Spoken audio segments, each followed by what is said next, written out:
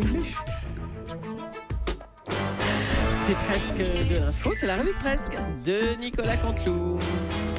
Et aujourd'hui, c'est notre ami Guillaume Durand qui est avec nous pour les titres. Et oui, bonjour ma chère Julie, bonjour Thomas, bonjour à tous. Encore une matinée particulière aujourd'hui. Bien sûr, une grosse pensée à nos amis turcs. Vraiment, vivement que cette année se termine, hein, chers auditeurs. J'imagine que vous êtes comme moi impatients de quitter Paris. De quitter Paris, oui, son actu horrible, sa grisaille, ses manifs, pour aller, bien sûr, à Saint-Barth ou à Bali. Bien sûr. Écoutez, moi, je vais vous dire une chose. Je pense que pour les manifestants d'hier, ça leur ferait du bien, par exemple, de décompresser chaque manifestant 15 jours aux Seychelles. Oui, bien un peu sûr. faire gagner des places Europe 1 pour les matchs. Faites gagner 15 jours aux Seychelles pour les manifestants on va faire ça. qui sont assidus. Je comprends pas pourquoi ils se réservent pas un petit bungalow, les pieds dans l'eau. Voilà, en tout cas, il me reste encore une journée de boulot avant de siroter une caipirinha, les orteils massés par une vainée Saint-Denis. Ça fait rêver tout le monde autour du studio. Allez, on y va, c'est parti pour les titres. On vous écoute, Guillaume. Les meilleures choses ont une fin. On a appris hier que le zapping, oui, l'ancestral zapping de Canal+ va être supprimé. C'est quand même fou, c'est l'ironie du sort. Le zapping est zappé. Hein. Oui. De toute façon, ça va pas changer le quotidien de ceux qui travaillaient au zapping. Ils vont pouvoir continuer à passer leur journée devant la télé. Bon, mais cette fois, c'est vrai que ce ne sera pas payé, c'est tout.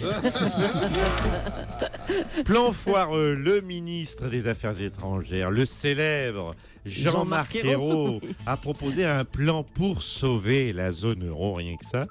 Ben dis donc, s'il gère ça comme Notre-Dame-des-Landes, ça va finir en 3e guerre mondiale. Oui. Mise en abîme, selon un sondage, 73%, c'est pas rien, 73% des Français sont hostiles au 49.3. Bon, bah écoutez, après ça, Manuel Valls, il a quand même une solution. Ah bon, c'est quoi ? Ce serait d'utiliser le 49.3 pour obliger les gens à aimer le 49.3. Ah, malin. Merci, c'est Guillaume. La mise en abîme. Merci. Je vous en prie. Hier avait lieu le dîner du premier sommet européen post-Brexit. Angela Merkel et François Hollande ont pressé David Cameron pour que la Grande-Bretagne sorte le plus vite possible de l'euro. Petit résumé de cette soirée. Oula. David, j'ai reçu le message de ton pays. Tu ne nous aimes plus, c'est ça? Tu t'ennuies avec nous, dis-le. Non, François, je t'aime, je veux rester avec vous, mais c'est compliqué. David, ne nous fais pas inutilement souffrir. Tu sais, sous ma coupe au bol, il y a un cœur qui bat. Si tu dois t'en aller, alors pars.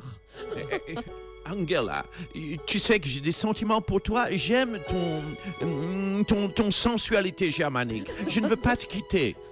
Et David, tu peux pas faire comme si rien ne s'était passé? Alors, c'est ça, tu nous trompes? Tu couches avec Boris Johnson et Nigel Farage?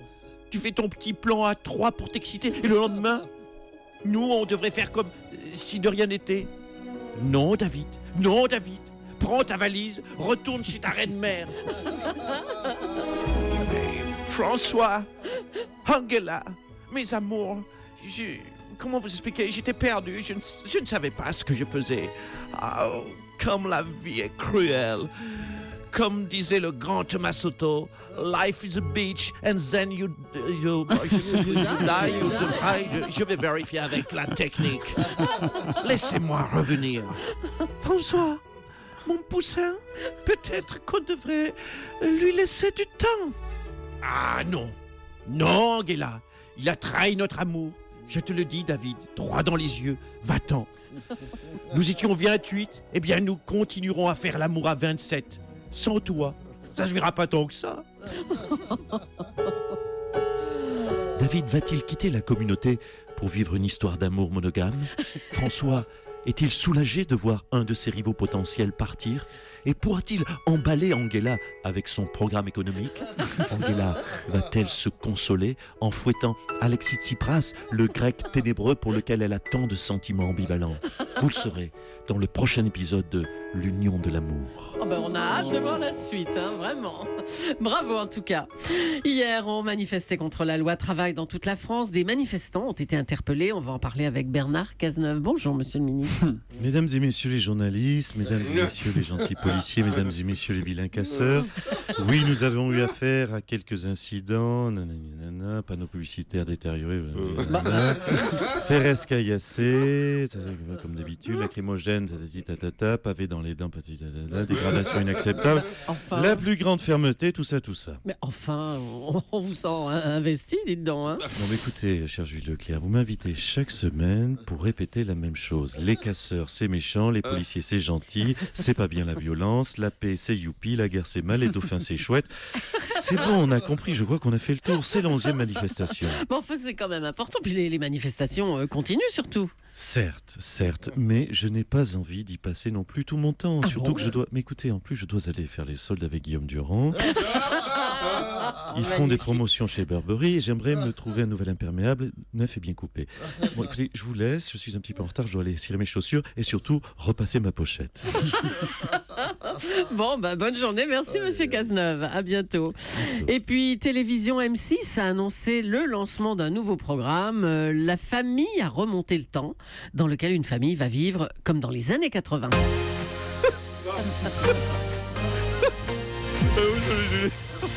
Arrêtez. Oui, aujourd'hui, dans le grand bordel des médias, de l'actu de la santé des années 80, donc de Désirless, des sacs bananes, des bandanas, des Citroën BX, du oui, on avait oublié, ça existait, même des saxos, du top 50, du Capitaine Flamme, des films de Bidas, de Platini et de Brigitte Lahaye. Nous reviendrons sur cette idée d'M6 iconoclaste de faire vivre une famille comme dans les années 80. Alors, comment M6 va-t-elle donner à une famille l'impression de vivre comme en 1980 ? Est-ce que ça veut dire qu'ils vont lui faire simplement quitter Paris et la faire s'installer en province ? Oh là là, qu'est-ce que j'ai dit ? Oh là là, on va baisser en province. Est-ce que si cette famille est installée à Maubeuge, elle ne vivra pas plutôt comme dans les années 50 ? 1850 évidemment. Oh, d'accord, allez. J'adore faire du bon. Ouais. Et puis quel est l'intérêt de voir une famille s'immerger dans les années 80 alors qu'on peut le faire soi-même en zappant tout simplement 10 minutes sur France 3 ou sur TMC. La nuque longue va-t-elle donc revenir comme dans les années 80, la coiffure à la mode? Est-ce que je devrais me laisser pousser les cheveux comme MacGyver dans le coup? Julie devra-t-elle se faire un brushing à la Désirless ou est-ce qu'elle se serait copiée sur, ou est-ce que serait tout simplement copiée sur Natacha Polony? Thomas devra-t-il se laisser pousser la moustache et va-t-il laisser tomber des miettes de banane dedans? Toutes ces questions, c'est dégueulasse, je vous l'avoue, je confirme. Toutes ces questions, aucune réponse, c'est dans le grand bordel des années 80 et des médias. Merci Nicolas Cantou. Moi, j'ai quand même besoin d'une clarification ce matin avec Dany Cohn-Bendit. Dany, Oui, bonjour Thomas. ça va Dany? J'ai pas, Qu'est-ce qu'il y a encore? j'ai pas très bien compris tout à l'heure à 8h10 votre position. Vous êtes pour la France ou pour l'Islande, Dany? Écoute, je suis pour la France Oui. parce que je suis aussi allemand et que je préférerais que l'Allemagne batte la France plutôt que l'Islande. Parce que je suis pour l'Islande. Puisque, ben oui, je suis pour le foot et le foot c'est l'Islande. Mais si l'Islande c'est vrai, bah la France, je serais obligé d'être contre l'Allemagne. Donc je suis pour la France.